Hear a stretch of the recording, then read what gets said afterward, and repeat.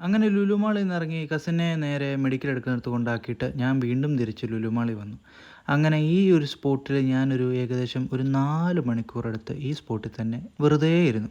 അങ്ങനെ മെഡിക്കൽ കഴിഞ്ഞ് കസിൻ വിളിച്ചപ്പോൾ ഞങ്ങൾ അവിടുന്ന് ഇറങ്ങി. ഏകദേശം ഒരു 3 മണി 3 മണി ആയപ്പോഴത്തേനും ഞങ്ങൾ ഇറങ്ങി ഫുഡും കഴിച്ചു.